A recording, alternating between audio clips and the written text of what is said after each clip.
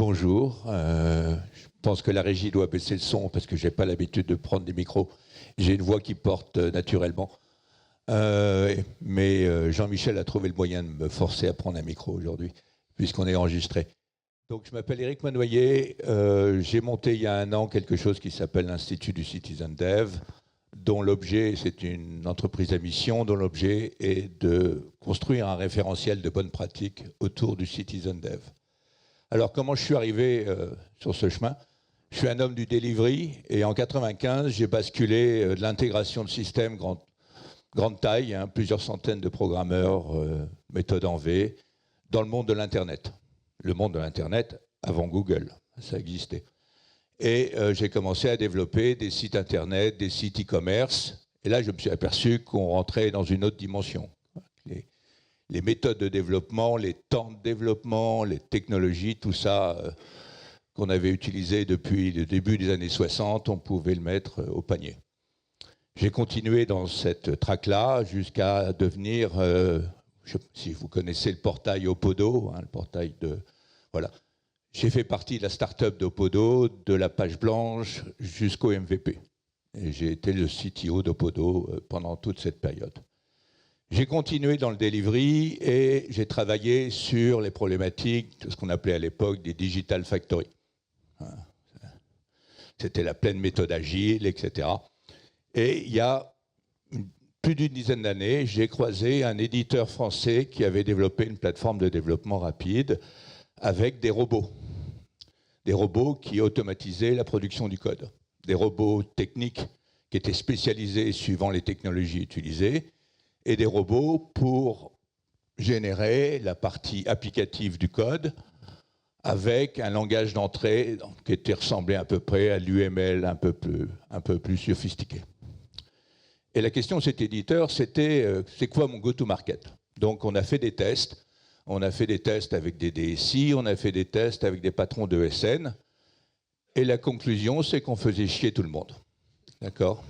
Parce que quand vous amenez avec un outil de productivité x10 et qui peut accélérer x4, eh ben, personne n'a envie de travailler avec vous. Vous êtes comme l'inventeur du moteur à eau dans l'industrie automobile. Un jour, on a un patron de SN qui nous a dit « J'ai compris, les mecs, j'ai compris ce que vous proposez, mais moi, j'ai des forces commerciales pour 1000 développeurs. Je n'ai pas des forces commerciales pour 10 000 développeurs. » Bon. J'ai eu un copain qui était à l'époque le patron de la Steam, qui a accepté de faire un benchmark. Et au bout de 3 semaines, il nous a invités à dîner parce qu'il nous a dit « Écoutez, mes équipes sont obligées de tricher pour arriver à développer aussi vite que vous, mais c'est quand même mes équipes. Donc je ne peux pas les virer. » Donc ma conclusion sur le go-to-market, je lui ai dit « Écoute, franchement, tu as vu comment le secteur de la tech accueille ta solution. Donc moi, je te propose de pivoter et de faire un outil pour les utilisateurs, pour les business analysts, pour les consultants, pour les collaborateurs métiers. Parce qu'eux, ils sont très contents d'avoir un outil qui est capable de développer des applications sans faire appel nécessairement beaucoup à la DSI et qui sont très contents de la productivité que tu amènes, la rapidité que tu amènes, etc. Bon, il m'a dit non, je suis un mec de la tech, je reste dans la tech. Donc, j'ai fermé ce chapitre. Et en 2019, pendant le confinement, j'ai vu arriver la vague low-code, no-code. Et là, je me suis dit, là, ça va quand même bouger dans le marché. C'est pas un seul éditeur, c'est toute la force des éditeurs anglo-saxons, malheureusement au départ. Et donc, ça a bougé. Donc, j'ai ressorti un peu mes travaux de l'époque, puisque j'avais commencé à travailler sur une méthodologie pour justement que des collaborateurs métiers puissent utiliser ce type de plateforme, ce qui s'appelle l'hyperagilité. Bref. Et finalement, en 2022, j'ai rejoint le syndicat français des professionnels du no-code. Ils m'ont demandé de diriger une initiative qui montait avec l'AFNOR pour développer un recueil de bonnes pratiques, ce qu'on a fait. Et ensuite, j'ai rejoint une organisation, une association d'entreprises françaises qui travaille sur ces sujets d'innovation technologique, qui s'appelle l'Innovation Makers Alliance, l'IMA. C'est 150 entreprises qui se réunissent sans les fournisseurs pour discuter des cas d'usage sur des cas d'usage entre les early adopters. Et à l'époque, le low-code, no-code, ça faisait partie du top 3. Aujourd'hui, avec l'IA, le low-code, no-code est un peu baissé. Et donc, l'IMA m'a demandé de devenir le référent low-code, no-code. Et je leur ai dit, écoutez, le low-code, no-code, c'est très bien, mais il y a vraiment, pour moi, une pépite dans l'usage du low-code, no-code, c'est le citizen development. Et ils ont été d'accord, et j'ai monté un observatoire du citizen development au sein de l'IMA, où j'ai regroupé des entreprises françaises qui avaient des programmes structurés de citizen development depuis plusieurs années. Et pour ça, j'ai travaillé avec la SNCF, de BU la SNCF, La Poste, L'Oréal, Manitou, et je pense que bientôt la Bred va nous rejoindre. Voilà. Et donc, on a fait des études, on a mis à plat tout leur programme de citizen development pour comprendre comment ils faisaient. Qu'est-ce qui marchait, qu'est-ce qui ne marchait pas, est-ce qu'il y avait plusieurs ou non systèmes de s'y prendre, de manières de s'y prendre. Voilà, on a publié un rapport, etc. Et à travers ça, je me suis dit, il faut propager la bonne parole sur le citizen development. Et donc, j'ai créé l'Institut du Citizen Dev. Et aujourd'hui, je suis en train de travailler... Pardon. Justement, j'y arrive. C'est ma première slide. Et aujourd'hui, pour finir l'introduction, je monte, avec Timetonik, entre autres, l'alliance du low-code, no-code souverain. Voilà. Pour que les éditeurs français du low-code, no-code qui ont des solutions de niveau entreprise puissent faire valoir collectivement leur voix face aux capacités d'achat du marché privé et du marché public. Alors, le citizen development, c'est ça. C'est la possibilité, c'est-à-dire que ce n'est pas obligatoire, que vous offrez à vos collaborateurs métiers, vous ne les laissez pas tout seuls, vous les accompagnez, vous les formez, vous les mettez dans un système de gouvernance, de pouvoir développer par eux-mêmes leurs solutions digitales pour améliorer leur activité professionnelle. Est-ce que c'est clair? Bon, voilà. Simplement pour vous dire quand même, à la Poste, il y en a 4000. Hein. Il y en a 4000 et qui sont animés par une structure, un groupe qui s'appelle, c'est très joli nom, qui s'appelle la Fabrique des usages. Voilà. Chez SNCF TER, c'est un des piliers majeurs de la transformation digitale. Voilà. Et pourquoi c'est important? C'est important parce que lorsque vous parlez de technologie, en fait, l'innovation process suit toujours l'innovation produit. Et qu'est-ce que je veux dire? Si vous prenez une matrice de 2, je suis désolé, je suis un consultant, vous avez d'un côté des marges de développement, donc vous avez des marges classiques, hein, surtout utilisées par des professionnels du développement, le Scrum, le cycle en V, tout ce que vous pouvez imaginer. Puis vous avez des méthodes de développement innovantes comme le Citizen Dev. Et puis, vous croisez ça par rapport aux technologies de développement. Technologies de développement, vous connaissez tous le parc existant de technologies de développement, les IDE, Java, etc. Bref. Et puis, vous avez les technologies de développement innovantes, où je mets le low-code, no-code et l'IA, maintenant avec le vibe coding. Voilà. Et qu'est-ce qui se passe? Quasiment dans tous les cas. C'est-à-dire que les innovateurs commencent par adresser le marché existant. C'est normal. Ils cherchent des clients. Hein. Donc vous avez un nouveau produit, vous n'allez pas commencer déjà à créer un nouveau marché. Là, vous êtes sûr de vous casser la gueule. Donc vous essayez de targeter le marché existant, c'est-à-dire vous utilisez les technologies innovantes low-code, no-code, avec des méthodes classiques comme l'agile. Enfin, je vois bien dans les présentations des cas d'usage qu'on a eu ce matin que l'agile à la méthode Scrum, ça ne passe pas vraiment le cap du low-code, no-code. Pour une raison très simple. D'abord, l'agile, hein, ça a été inventé dans les années 2000, et à l'année 2000, il n'y avait pas le low-code, no-code. Et le low-code, no-code apporte une différence fondamentale dans le processus de développement, c'est l'immédiateté. C'est-à-dire que vous pouvez paramétrer la solution et voir le résultat automatiquement devant vous. Et ça, aucune méthodologie de développement, aucune technologie de développement n'a pu le faire avant. Donc aujourd'hui, ça amène à ce qu'on appelle, chez les consultants toujours, un nouveau paradigme. Donc on commence comme ça. Méthode de développement existante appliquée aux nouvelles technologies. C'est intéressant parce que ça permet de mesurer les gains par rapport à un référentiel existant. C'est là qu'on a pu conclure que le low-code, no-code, ça permettait d'aller plus vite et de dépenser moins d'argent, qui était une mauvaise nouvelle pour les ESN.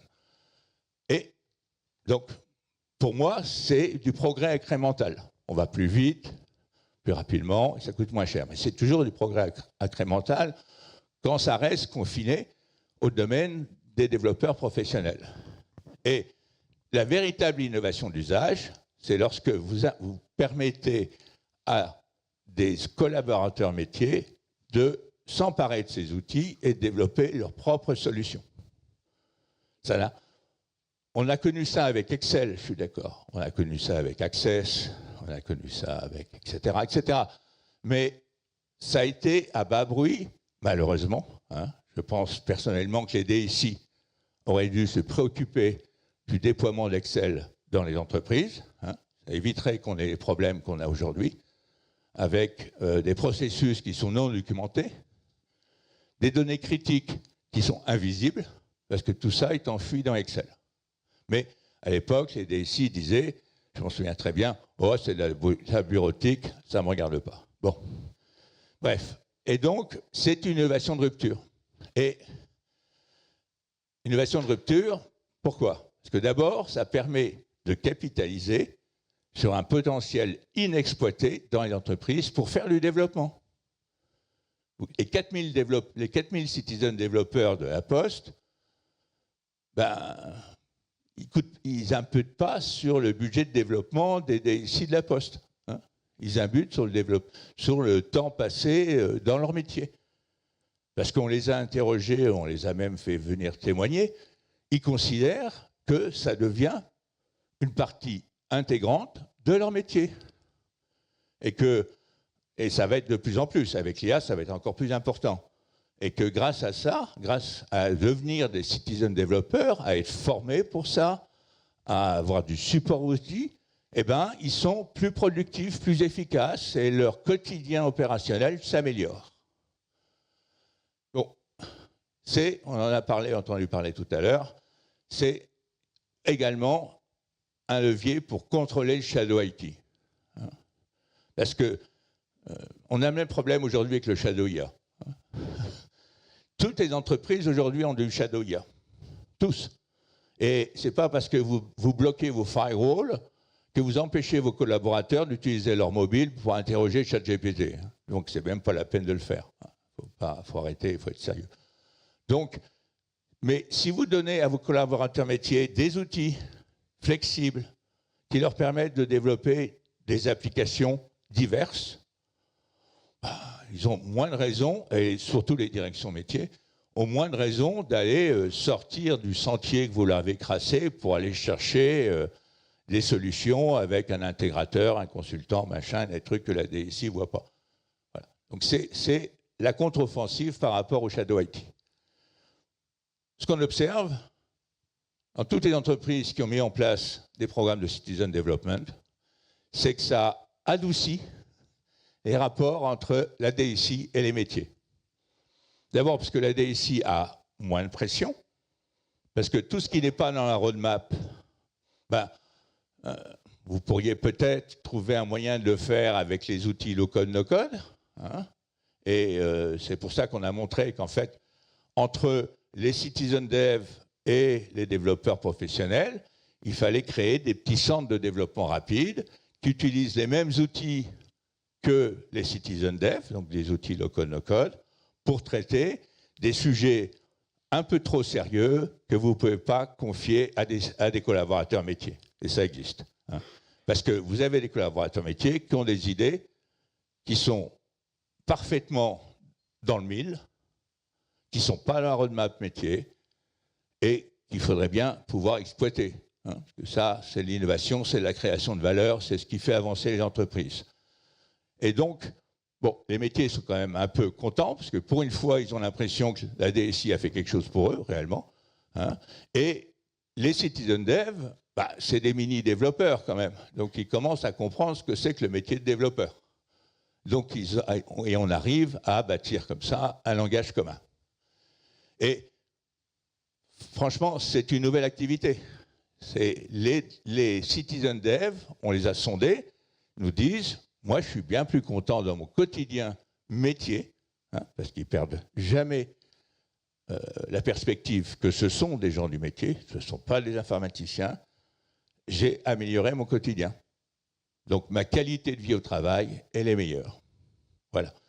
Alors, voilà ce qu'on lit. Voilà. Les opposants aux citizen dev vous diront ah, ça permet, c'est très dangereux. Les RSSI, ça les empêche de dormir. Donc, ils disent on n'en veut pas. À la Poste, c'est très simple. Hein. Ils ont dit au RSSI c'est vous qui prenez la décision. Si vous voulez arrêter le programme de citizen dev, c'est vous qui en prenez la responsabilité, c'est vous qui communiquez, etc.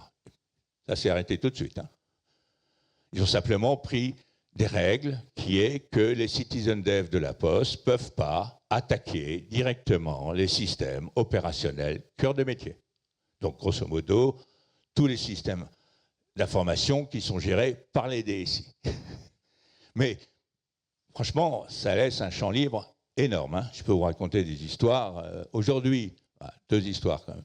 Aujourd'hui, l'application qui est utilisée par, je crois, les 18 000 facteurs de France pour gérer leur tournée, ça a été développé par un facteur, un responsable de facteur et un responsable de centre de tri.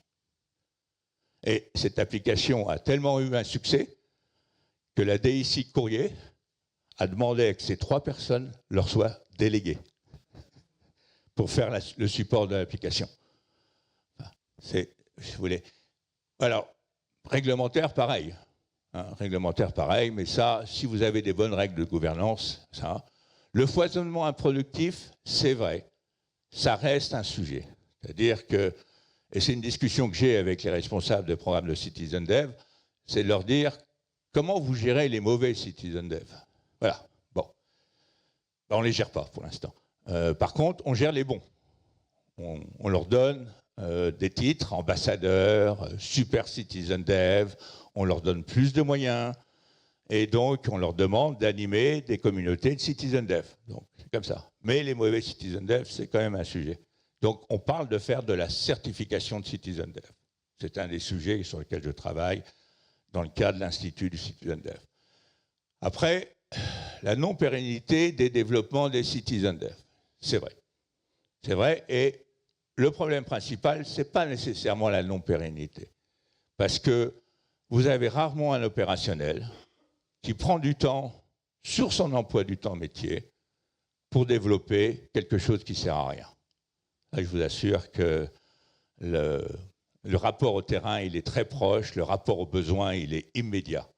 Donc, par contre, le problème, c'est le jour où cet opérationnel est muté. Il s'en va, et personne n'a pensé qui allait prendre la relève sur la maintenance, etc. Je vois les têtes qui... Mais oui, bon. Toute nouveauté a des problèmes, il faut savoir comment les traiter. Et puis, avec certaines technologies, on ne parlera pas de Microsoft ici, si vous faites des déploiements à grande échelle, ça devient prohibitif. Voilà. Donc ça, c'est vraiment un problème. Mais on a tout à fait les moyens de contrôler ces risques. D'abord, l'environnement technique dans lequel vous déployez ces outils. Hein, il y a l'ingénierie. Hein, vous ne mettez pas en place un environnement de développement à base de solutions pour des citizen dev sans faire de l'ingénierie technique autour de cet environnement de développement pour contrôler les accès, pour pouvoir vérifier traçabilité de ce qui se passe, etc. Bon. La gouvernance, hein, c'est pas un gros mot, c'est un truc super utile. C'est toujours un peu rébarbatif. Je vous dirais qu'il y a 2 moyens, il y a 2 philosophies de gouvernance. Il y a une philosophie à la française, qu'on connaît bien, qui se retrouve dans nos lois. C'est pour ça qu'on a des mètres linéaires de loi, tout ce qui n'est pas autorisé est interdit. Et puis, vous avez une gouvernance à l'anglo-saxonne, qui est exactement le pied opposé. Tout ce qui n'est pas interdit est autorisé. Et ça donne de meilleurs résultats en termes de possibilités d'innovation et d'imagination pour les citizen dev. Après, il y a la formation, la sensibilisation. Les citizen dev, ce n'est pas des fous furieux. Si vous leur dites, vous leur donnez des règles, vous leur montrez qu'ils vont être contrôlés, ils vont respecter les règles, surtout en France. Et la dernière chose, c'est l'accompagnement. C'est-à-dire que vous ne les laissez pas dans la nature, vous faites un centre d'excellence, vous les identifiez, vous les animez, vous les débriefez, vous leur faites partager leur expérience et vous les faites grandir. Voilà. Donc on arrive très bien à gérer les risques. Shell est sans doute l'entreprise qui a le plus grand nombre de citizen dev au monde. Et Shell considère, je ne sais pas, ils en ont 10 000, 15 000, 20 000. C'est un programme groupe. Ils ont trouvé un nom tout à fait en rapport avec l'objet. Ça s'appelle Do It Yourself. Et ça a démarré. La DSI Group a fait une expérience. Ça a marché pas mal. Ils ont commencé à faire des hackathons de citizen dev avec des citizen développeurs qui venaient faire des hackathons. Ils ont fait venir la direction générale de Shell. La direction générale de Shell est tombée de sa chaise, puisqu'il n'avait jamais imaginé que Joe, dans la raffinerie machin, était capable de faire ça. Donc, ils ont été bluffés par la capacité de leurs collaborateurs métiers partout d'être des makers. Et donc, ils sont rentrés dans leur bureau et ils ont aligné les millions de dollars pour accélérer et globaliser la transformation digitale de Shell grâce au programme Do It Yourself. Donc, si vous voulez, ça marche. Et les entreprises qui en ont continuent à en avoir. Voilà, j'ai terminé.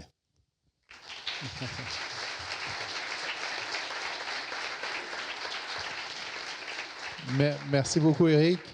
Très percutant, comme toujours. Très efficace pour réveiller avant la prochaine présentation. Comme vous avez compris, effectivement, on a eu des présentations, effectivement, on a les deux côtés. On a la capacité de centraliser, de gouverner, de tout faire en centrale avec TimeTonic, mais en même temps de donner l'agilité au métier lorsque on a effectivement des forces vives, les gens qui connaissent leurs besoins et la capacité au minimum à essayer, à tester et ensuite potentiellement le déployer à très grande échelle. Donc voilà, c'est vraiment une combinaison, je pense, très intéressante de TimeTonic d'avoir cette notion de plateforme de gestion collaborative et de base de données qui permet de centraliser et la capacité d'apprendre à l'utiliser soi-même facilement. Est-ce qu'il y a des questions pour Eric avant de passer à la présentation suivante ou pas? Ça a été très clair comme message. Est-ce qu'il y a des contradicteurs? Monsieur qui ne savait pas ce que c'était. Alors, quelle est l'impression que vous avez aujourd'hui? Maintenant. Je suis désolé de vous mettre sur on spot, mais... Oui, non, c'est très impressionnant. Aujourd'hui, j'étais dans un grand groupe. Aujourd'hui, je vais racheter une boîte, je suis tout seul et je gère mon truc et c'est moi qui développe ça tout seul. Mais j'imagine la force que ça peut avoir dans un grand groupe, c'est énormissime. Ouais. Et ça intéresse beaucoup les universitaires. Cet après-midi, je participe depuis déjà une année au programme Mythique, qui est un master sur l'innovation et la maîtrise des services digitaux, organisé par l'université Gustave Eiffel. Et j'anime des sessions sur le Citizen Dev avec des Master 1, Master 2, Master 3. Et je vous assure que les digital natives, on n'a pas besoin de leur expliquer très longtemps ce que c'est. Merci beaucoup. Question de Jérôme avant de partir. J'avais une petite question, c'était par rapport à la taille d'entreprise, justement, comme il en a parlé. Ce système, on voit que pour les grosses entreprises, ça peut faire sens, et pour les moyennes entreprises et plus petites ou des petits groupes, est-ce que vous avez des cas où ça a été vraiment pertinent, où il y a les structures pour pouvoir accueillir Alors, moi, je dirais que, paradoxalement, C'est plus simple pour une petite entreprise de le mettre en place. Parce que, pour deux raisons. C'est que vous n'avez pas un grand département informatique qui a l'habitude d'avoir son précaré et que personne ne vienne le challenger sur son précaré. Et vous n'avez pas 15 ans ou 25 ans d'histoire en gouvernance IT classique. Donc c'est plus facile pour une PME ou une ETI de le faire. Mais est-ce que ça se fait à l'heure actuelle ? Malheureusement, on n'a pas de visibilité, si vous voulez. À Lima, on travaille essentiellement avec des grands groupes, donc c'est la visibilité qu'on a. On a des éditeurs. Les éditeurs, ils essayent un peu de marcher des deux côtés, hein, ce qui est un peu compréhensible. Hein. Ils préfèrent avoir un pied chez les pro-dev, un pied chez les citizen dev, de montrer que tout ça marche bien. Et c'est vrai. Moi, je pense que la meilleure solution, c'est ce que j'appelle le développement à quatre mains. C'est-à-dire que équipe métier et équipe DSI collaborent en temps réel sur la création et devenir des makers. Ça, à mon avis, c'est le modèle qu'il faut propager. Super. Sur cette conclusion, merci beaucoup Eric de nouveau.